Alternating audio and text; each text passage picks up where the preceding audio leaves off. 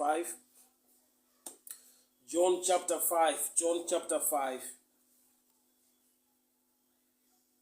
I will start from verse 3. John chapter 5 from verse 3. Mangwanani anochada nditaure pamusoro peunity, pamusoro pekubatana, pamusoro pekuva neumwe as a family, as a church, as a community, as a nation. Pastor Shepherd Abrahams, how are you doing? Say, I hope I find you. Kwakadiko Cape Town. May the good Lord bless you. So happy to see you online. John chapter 5 from verse 3. In these lay a multitude of invalids, blind, lame, paralyzed, waiting for the moving of the water. For an angel of the Lord went down at certain seasons into the pool and stirred the water. Whoever stepped in first after stirring of the water was healed of whatever disease he had. One man was there who had been an invalid for 38 years. When Jesus saw him lying there and knew he had been in that condition for a long time, he said to him, do you want to get well? The sick man answered him, say, I have no one to put me into the pool when the water is stirred. And while I'm going down, another steps down before me. And Jesus said, get up, take your bed, and walk. Prophet Admire House, Cape Town, may the good Lord bless you. Thank you so much for tuning in. Nyaya yepapool pa Bethesda, nofunga it's a common story, kuneva zhinji, we all know about this story. There is a challenging revelation in my spirit, and I'd like to share this morning. Pamusoro pe unity. Nzvimbo iyi yanga yakazara vanhu vane problems. All manner of sicknesses. They were in that place waiting for the moving of the water or for the stirring of the water. So pane murume akasvikirwa naJesu anga aine 38 years, which means he was there for a long time. Anga aripo kwenguva yakareba. Environment yaari akakomberedzwawo nevanhu vane problems akasiyana siyana. Chakaita kuti murume uyu agone kusvika pa 38 sereasoning yake, sereason yaataura iye ati I have no man, handina munhu, I have no man who can put me into the pool, handina munhu unodowisira mumvura. Nzvimbo yaari ine vanhu varipo vari musystem yecompetition yekuti atanga kupinda ndiye anopora. But ndiri kuona from this angle kuti dai vanhu vepaBethesda papool vakava ne one mind, vakava ne love towards each other, vaigona kubatana maoko vese, mvura painobvongodzwa votaurirana pamwe chete kuti guys, let's jump in. Zvinoita, I want to give you this example kuti kuchikoro kana pana akambosangana nazvo kuti panogona kunzi muri kuchikoro monzi tina number 1 number 2 pa number 3 pane vanhu vaviri vane masame marks, saka hatisisina number 4. Kana kuti pa number 1 pedu pane vanhu 2, kana pa number 2 paita vanhu 2, vanhu vanenge vafanana mamarks avo, hapana ari kuenda pamberi pemumwe, vangoendaniswa vari pamwe chete. So vagari vepaBethesda vaine maproblems akasiyana. Ndaitarisira kuti bofu raifanirwa kutaurawo nemunhu anoona kuti shamwari ini nandione kana mutumwa auya, iwewo unoona. Iwe zvichida huna simba rekuita dive into the pool, saka iwe chibata pandiri, kana mutumwa auya then we can just fall in tiri vaviri takabatana kudaro. Zvaiita kuti paBethesda mvura ikabvongodzwa pagone kupora vanhu 10 kana vane unity vakabatana vachiwirirana kana mvura yabvongodzwa. Zvaiita kuti paBethesda papore vanhu 2 kana mvura yabvongodzwa. Why? Nokuti bofu rikawirirana nemunhu anoona, munhu anoona asina usimba, munhu anoona aibatira pabofu. Kana mutumwa auya mvura yabvongodzwa, aibva angowira mumvura akabatana nebofu. Bofu ndo rine simba, iye haana simba, anoona bofu harione. Saka uyu achashandisa kuona kwake wokomunicata naane simba, so they can dive or fall into the pool, and the two of them vochiita manumber one. Hakuna anotangira mumwe, voporeswa pamwe chete. 38 years ipicture yekuti unogona kugara panzvimbo nekuda kwekuti hauna kuasociata, kuwirirana, kutarirana nevamwe, uchingomirira kuti I'll do my own things my own way. Zvinokukonzera kuva delay in life nekuda kwekuti pashayiwa humility, kana kuti pashayiwa love, pashayiwa moyo wokurelata nekuwirirana nevamwe, so you can achieve the two of you or the three of you. Just imagine a man asiri kugona kufamba, anoona, ari paside pebofu rinogona kufamba, rine simba, risingaoni. The two of them, musi wekusimuka kwavo, wokuporeswa kwavo, vaifanira kuita one. Dai vakashandisa unity, dai vakava neumwe, dai vakawirirana, dai vakabatana. So 38 years zemuromo dzaari kuti handina munhu, inyaya yekuti chamushayisa munhu kurelata, because anotogona kutaura, ari kutotaura wani naJesu kuti I have no man to put me into the pool. Kureva kuti akatadza kushandisa muromo wake kukomunicata nevamwe vake panzvimbo, vochibatana, vochiwirirana. Kana mutumwa uya mvura yabvongodzwa, voudzana pamwe chete kuti hama dzangu tese tine maproblems, tadii kuti dai tabatana. Kana mutumwa auya, tazviona kuti mutumwa auya, we can dive together. Nyaya haisi yekuti wani munhu anopora pese pauya mutumwa.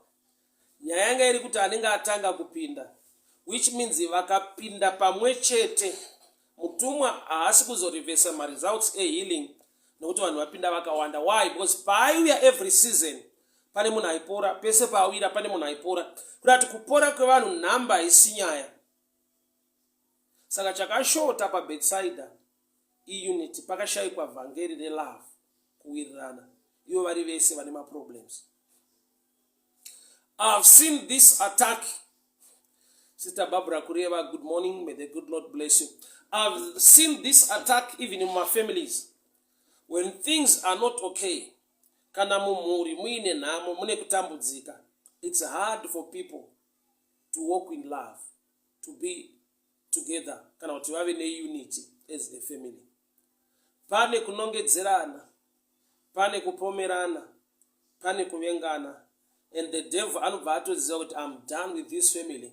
Nekuda kwekuti pese pari kungoshayikwa unity, pari kukonzera kuti ropafadzo itadze kuflowa. Mukatarisa from the scriptures, Mwari pavanotaura izwi rekuti blessing kana kuti ropafadzo, rinotangira pana Genesis 1:27. Bible rinoti God created the male and female and he blessed them. Shoko reropafadzo rekutanga rakataurirwa kuvanhu vaviri. He created them male and female and he blessed them. Why? Because they were still together. Mighty situation, a blessed morning to you. God bless you. Thank you so much for tuning in. So, vanhu vari paBethesda vane maproblems, vane machallenges, but still they want to live a life of competition. System yepaBethesda vaifanirwa kuibhita nekuda kweunity, nekuda kwelove. Bofu ngariwirirane nemunhu anoona. Anoona even asina simba, but akabatira pabofu rine simba. Mutumwa paanouya vokomunicata, vaudzana kuti shamwari mutumwa uya chinyatsondibata, we want to dive into the pool. Zvara kuti vaigona kuita speed up maresults epaBethesda, dai vanga vane unity. Neimwe nguva paigona kupora vanhu 5 at a go. Neimwe nguva vakawirirana vari 10 vobatana maoko. Kana mutumwa uya wakumana, let's dive together, zvaiita kuti vese vakapinda at once upinda pamwe chete. The healing power haichinji nekuti mapinda vanhu vakawanda. Ndapa example ndichitanga ndikati kuprimary pane nguva yataitonzi tichipiwa manumbers. Onzi pane vanhu 2 vaita manumber 2. Kana pa number 4 pane vanhu 3 vaita manumber 4. Munenge maenzana pazvese. So I've realized kuti dambudziko dzimwe nguva riripo nderekuti the devil takes advantage yekuti pakangoita kusawirirana. He knows kuti matoisa a blockage to the flow of blessings into your life.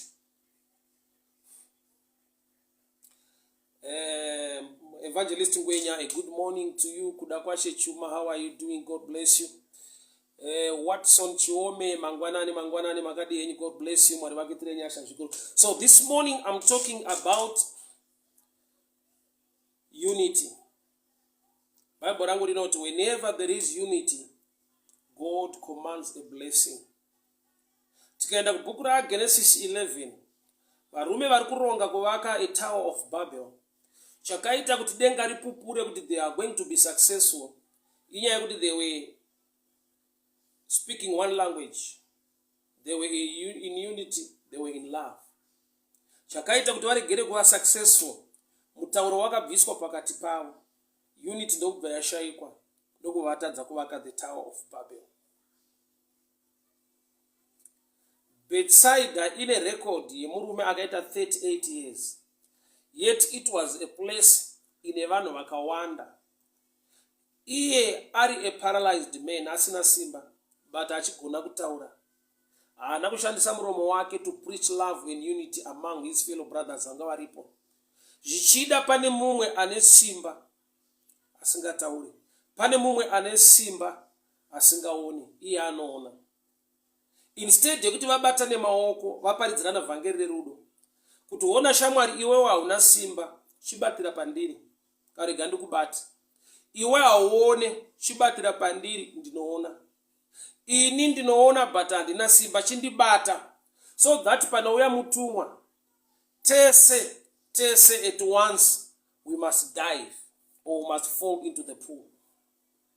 So my results are kukonzera delay pa Bethesda. It's not about the system yekuti mutumwa aiuya seasonal. Inyaya yekuti vanhu vacho vari kuinga nemutumwa at a season havana unity, vari kungorarama life ye competition.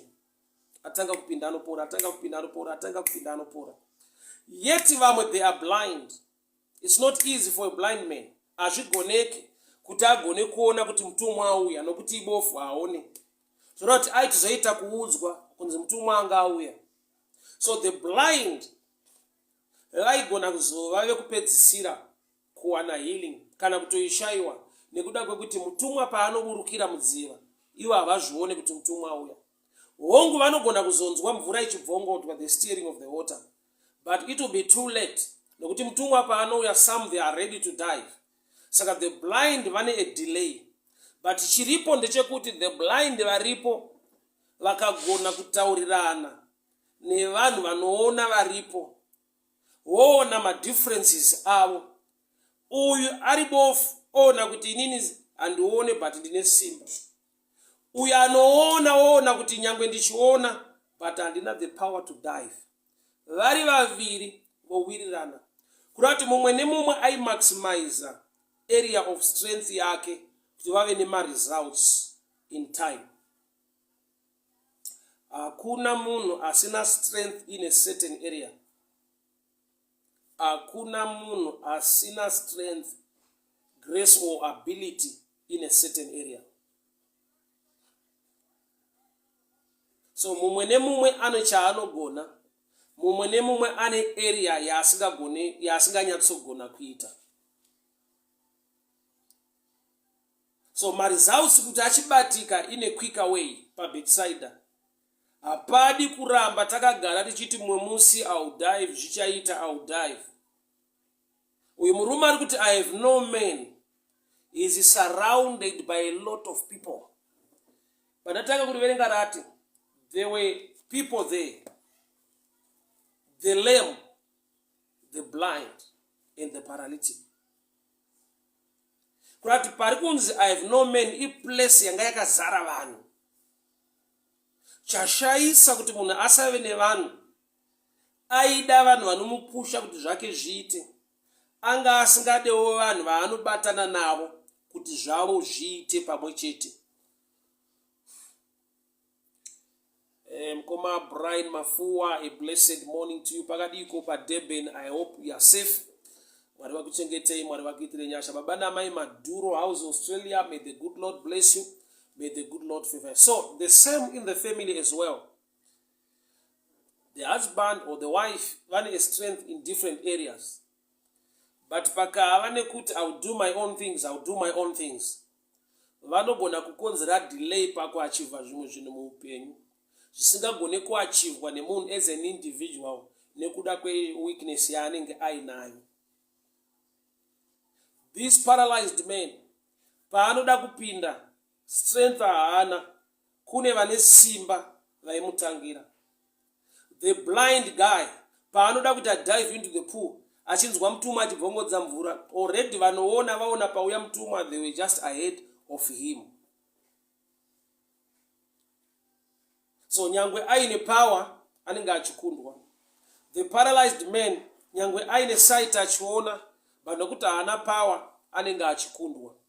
But vari vaviri vakava nevhangeri rakafanana rinovabatanidza rekuti look here my friend, iwe unoona, ina handioni. Iwe une simba, ina handina simba. Let's hold on, ngatibatanei. Iwewe une simba chindibata, ini the paralyzed. Ini ndinoona kana mutumwa auya, ndichakutaurira kuti mutumwa auya, let's get ready, ndibate. Mvura pairi kungobvongodzwa, we'll just jump into the pool. But the lame, the blind, and the paralyzed, vakatora makore akawanda vari paBethesda. Yet mumwe nemumwe nyangwe aine challenge, ane strength in a certain area yavari kutadza kushanda nayo kuti vagone kuachieve results in time. So pane nguva yekuti netichitaiwa, kana nguva yakwana zvichaita, kana nguva yacho yakwana zvichaita. Yet nekuda kwekuti Mwari wakatisanganisa nevanhu, whether relationship, whether community, whether workplace, nevanhu vane strength in a certain area, ini ndine strength in a certain area. Tikashaya mweya wekubatana, tikashaya mukuita zvinhu pamwe chete, tinogona kurarama 38 years. Isu results taifanirwa kuaona in the first year, dai takava nevhangeri rerudo kana reunity among ourselves. Amen. Ndinonyatsodzikira 38 years the Bethesda aisi attack ya devil, I lack of knowledge ine murume ari paralyzed, iye achigona kutaura. Ande ipa cross pamuchinjikwa tine murume anganzi naJesu, zvirokwazvo muchange ndinewo kuparadiso. Chaakagona kuita chi? Hapana, nokuti hapana chaaigona kuita. He was crucified on the cross. Maoko aine maneus zvese nemakumbo. Chakamupa success chi? Akashanda nemuromo wake. Ishe kana maakuuya muumambo hwenyu, mundirangarire. Breakthrough yeupenyu hwake yakauya nokuti akashandisa area isiri crucified, area isina kumbunyikidzwa, isina kubatirirwa. So ungangodaro wakarovererwa maoko, wakarovererwa tsoka, but the way out kuziva area isina kurovererwa yaunogona kushanda nayo kuti zvinhu zvigone kuendeka. Financially maoko anenge akapinwa, mari isiri kubatika, tsoka dzakapinwa, mamovements ako ese asina chiri kubuda. But iva munhu anogona kutaurawo zvakanaka among other people or to other people. Muromo wako unogona kuva a channel, a vessel inoda kushandiswa naMwari for breakthrough. Let's look at blind Bartimaeus. Blind Bartimaeus ari bofu, iri challenge, iri weakness yekuti aone. Muromo wake wakakonzera kuti meso ake azigona kuvhurika. Why? Akagona kushandisa muromo. Even nyangwe dai panga paine vanhu vaita noise, vaimunyararidza, Bible rinoti akashedzera louder than them. kuti akagona kubhita vanoona pavoice, akamaximiza, akashanda nearea yaanoziva kuti in this area I'm okay, akava a better and greater voice than those vari kuda kumunyararidza vanoona. Mai Mugadza, a good morning to you. Pakadiko pa Cape Town, God bless you. Thank you so much for tuning in. So your area of strength ukaiziva, that's your way out pa challenge yawinayo. But wakaipa dzimwe nguva anoti kana wani dambudziko anoita kuti ushayiwe meso anoona area yawakaropafadzwa naMwari kuti ugone kushanda nayo for you to come out of a challenge. Mukadzi anotaurwa naye naElisha anotaurwa achinzi kumba kwako unei, ndiye ane kumba kune dambudziko, kune zvikwereti, kune challenge. But the same question inodzoka kwaari inoti ko kumba unei, kureva kuti even mumba mako muine challenge, mune dambudziko, Mwari ngaakupe meso emweya ekuona chingaite kuti uve ne breakthrough. There is something mauri chaunogona kushanda nacho kuti upedze dambudziko rauya pauri.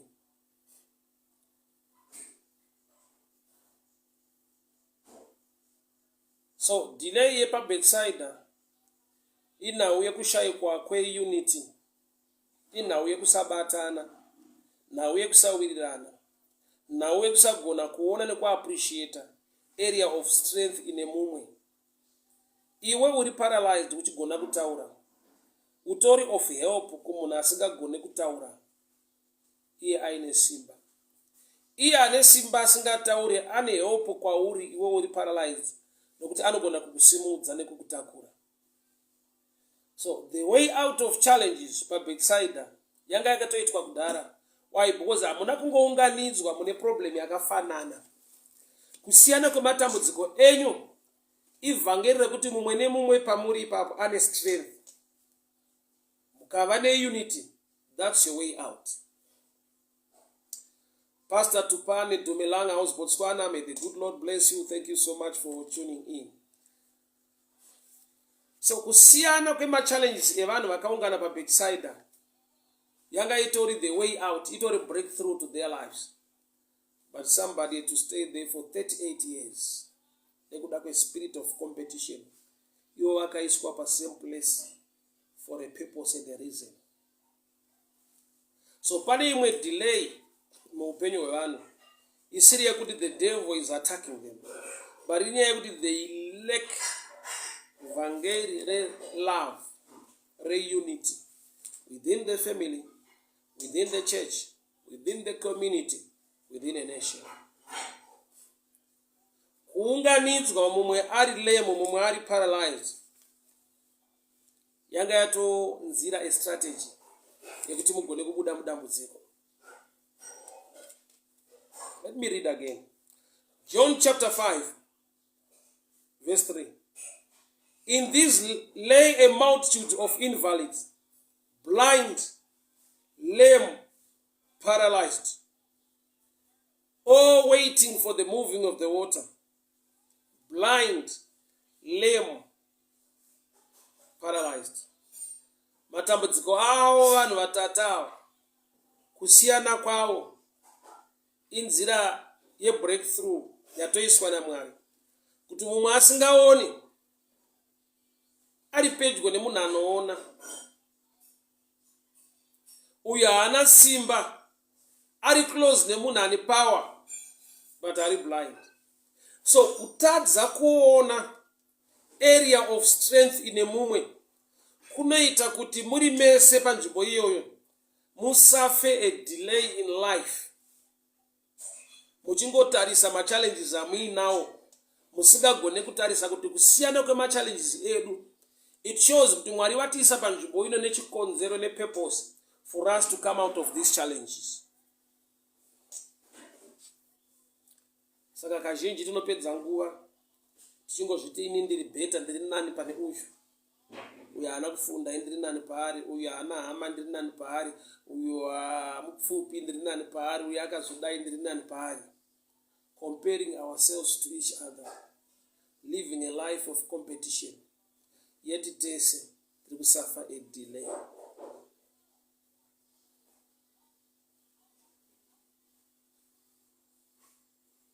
Tese tiri kusuffer a delay pa same place. Nekuda kwekuti tiri kutarisana. Toona sokunge ndiri nani pana nhingi, ndinogona izvi nhingi haagone izvi, ndinoita izvi nhingi haaite izvi.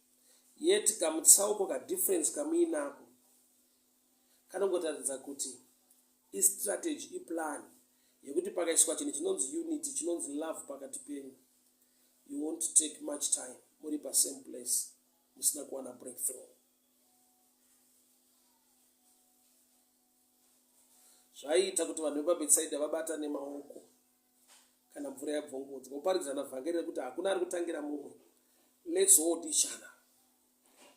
Anoona bata pana asingaoni, asina simba bata pana ane simba, asinganzwe batira pane munhu anonzwa.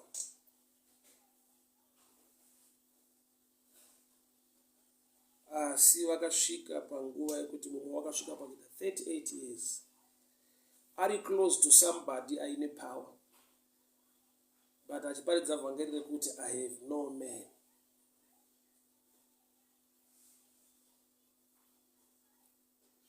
Do you know that when you have a heart towards others, zvinodena a breakthrough muupenyu hwako? Let's go to the business side. Now we have business. Kuva nemuono wekuti how can I help the community pa challenge iripo. Business schools are solution mu community pa certain challenge iripo. Vari kuita zvekubika, vari kuunzawo zvekudya chikafu kuvanhu, chida vari mumabasa kana kuti vari kufamba mutauni, kune vari kubika. Chirembawo ari kudhila neutano hwevanhu kuti vanhu vave neutano. Every line of business is solution to a certain challenge in the community, which means having a heart towards other people's challenges is an eye-opener to a business or to something or to a blessing in the spiritual dimension. Unoona Jesu uchidzidzisa vadzidzi vake kunamata, unobvisa that selfish mind. Anoti kana maakunyengetera munoti baba vedu, our Father, give us today our daily bread. Forgive us as we forgive. Kurava kuti zvine chekuita iwe nevanhu, iwe nevanhu. Our Father, baba vedu, tipeiwo chingwa chedu. Ndiregerere sekuregerera kwandinoita. Kurati nauye kunamata haugone kuva selfish. Zvine chekuita nevamwe. Ende pa zvine chekuita nevamwe, it simply means zvine chekuitawo newe. Kana vamwe vakunamatawo, they also include you. Dai Mwari vatibatsira, vatipa mweya wekuwirirana, mweya werudo, mweya wekubatana. Shoko rinoti a house divided will not stand. So the devil hates unity. The devil hates love. Why? Because God is love. Mwari rudo. Wakaipa unovenga rudo. Nekuti rudo ndiye Mwari. Ropafadzo ipaBethesda. Mutumwa asati auya.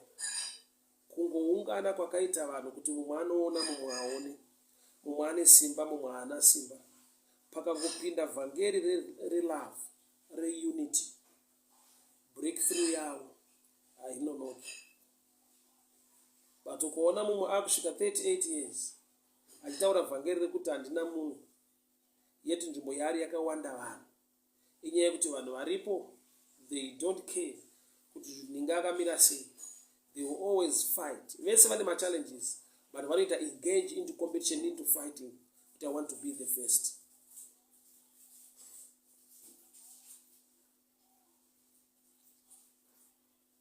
May God help us to stand in love and in unity.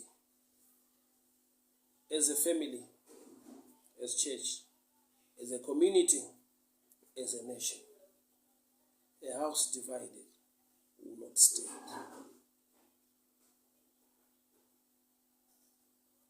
wakaipa itsika yake yekuti vanhu vatadze kuona area of strength ine mumwe. Wakaipa itsika yake kuti varegere kufamba murudo, nokuti unoziva kuti chinhu chinogona kudenda ropafadzo even vanhu vasina kuita prayer is when people walk in love, in unity. He created them male and female. He blessed them before they prayed, before anything else. But nokuti Mwari avasika vari vamwe chete, male and female, he blessed them. So izine kutanga pa chinhu chinonzi blessing yaiva pamusoro pe couple, not pa individual pa couple. Them, he blessed them. Tower of Babel, secret, kana kuti nyaya downfall yavo yaiva pakuti vakatorerwa language, vakasafamba muunity, vakasawirirana, vakasava successful pachinhu chavaironga kuita. Secret yekuriliswa kwamweya mutsvene kuna Acts chapter 2. Vanhu vakamirira paJerusalem. They were in unity, in one accord. Maybe I need to read this one. When the day of Pentecost arrived, they were all together in one place. They were all together in one place. They were all together in one place. Vaiva panzvimbo imwe. They were not scattered, they were in one place. And the Spirit of the Lord came upon them.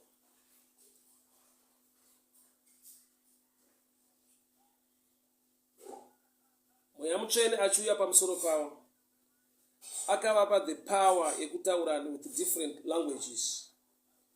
Zvikamuvha vanhu vanga vari close. Verse 7 inoti.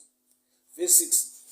And at this sound, the multitude came together, and they were surprised because each one was hearing them speak in his own language.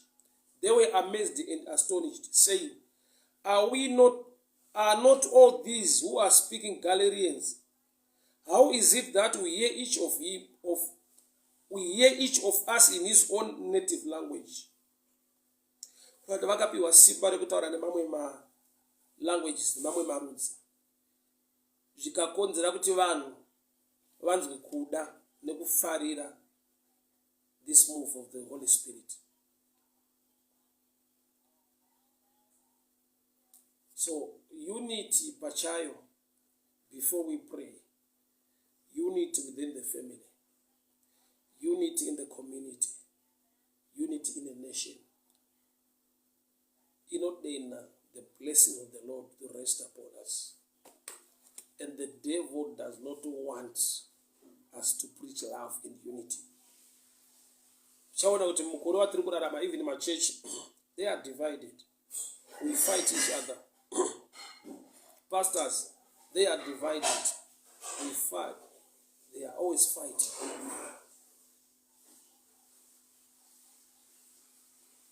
It's time.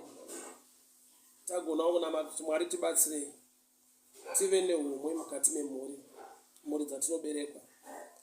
I remember one time with my late brother, tatsikawirirana. Things were not okay within the family.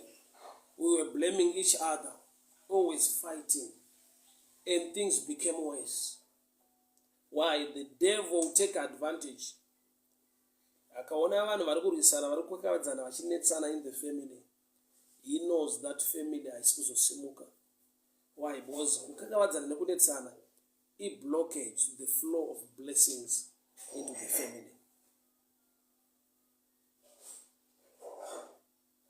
There are times yekuti munhu anobva ati aiwa, isu kuwirirana tetichida, kubatana tetichida. But vamwe vedu vati mumwe wangu haana reasoning seyangu, kana kuti haasi muKristu, haana mati, ari kuita things the opposite way. So what can I do? Pray for them. Mwari vave mubatsiri. Why? Because the devil ari kushanda navo anoda kuti parambe pane that tension, kuti ive a blockage to the flow of blessings.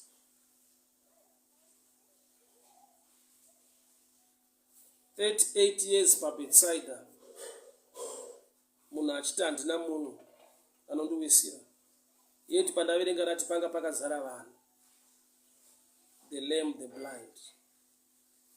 Izvo zvokutatidza kuti kadifference kematambudziko avo kakatori kastrategy kekuti vagone kuzviona kuti ini handione uyo anoona, ini handina simba uyo ane simba. Why don't we unite, stand together? Panouya mutumwa, hatidi kuti umwe munhu aite number 1. Taakuda kuti tese dive into the pool.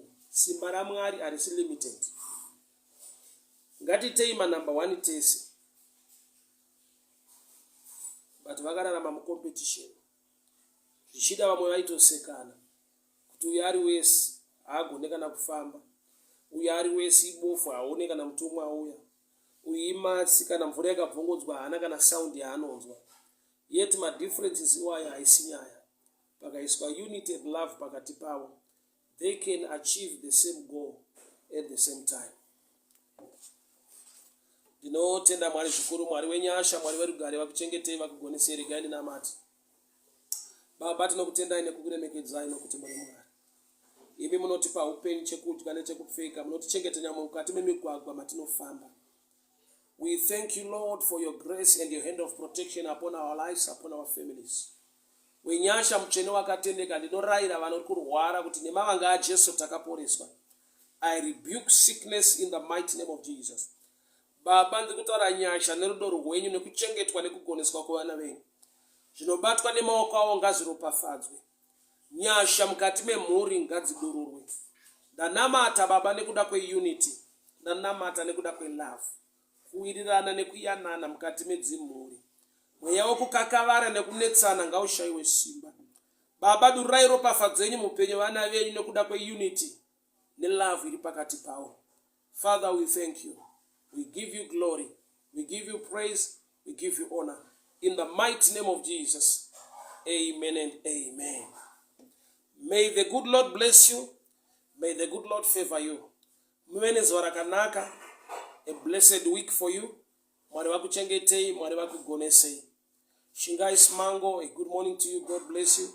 Love more Gauti, how are you doing, my brother? May the good Lord bless you. Thank you so much for tuning in. Mwari vakuitirei nyasha. Mwari vakuchengetei.